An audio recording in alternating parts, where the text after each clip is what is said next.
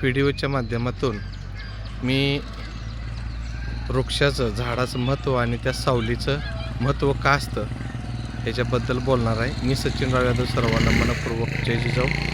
माझ्यासमोर जो हायवे जातो तो मोहोत पंढरपूर आहे आणि ही शिवणे गाव आहे.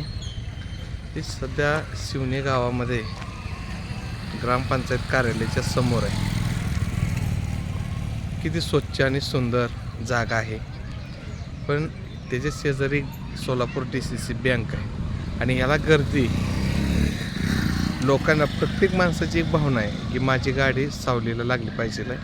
एवढं पटांगण असून 4 व्हीलर 2 व्हीलर अशा कोणीच पटांगणात लावत नाही, का तर इथं ऊन अतिशय मोठ्या पद्धतीचं आहे. आणि हेच झाडं लावलीत. आता समोर लोक बसलेत आणि जे आपल्यासमोर जे 2 गाड्या आहेत हे बी सावलीलाच लावलेत. आणि हे ते करंजीचं झाड आहे मित्रांनो.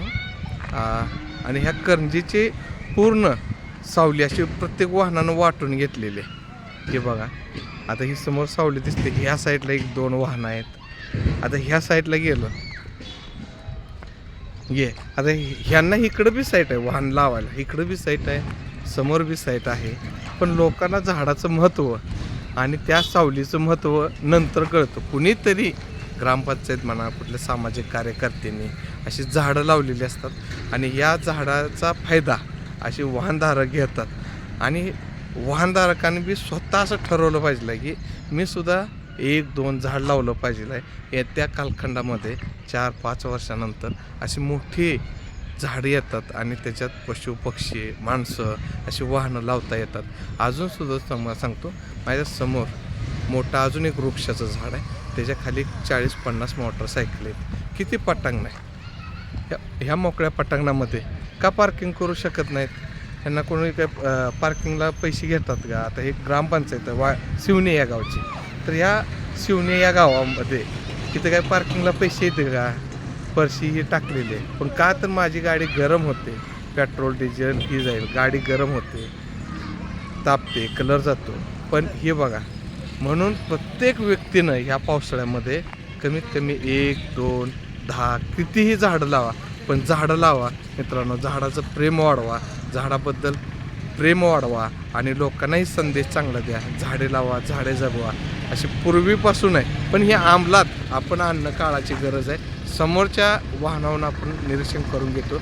हा पार्किंग ह्या पटांगणातसुद्धा करू शकत होता, न करता त्यानं आपली गाडी सुखरूप आणि चांगली राहावा म्हणून झाडाचा पूर्ण फायदा घेतलेला आहे. आणि समजा मागच्या 5 वर्षापूर्वी हेच झाड लावलं नसतं तर, हेच ग्रामपंचायतनं सामाजिक कार्यकर्त्यांनी असं झाड लावलं नसतं तर ह्याने ही गाड्या कुठं लावल्या असत्या.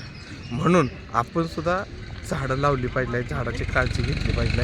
पुन्हा एकदा तुम्हाला पूर्ण व्हिडिओ दाखवतो.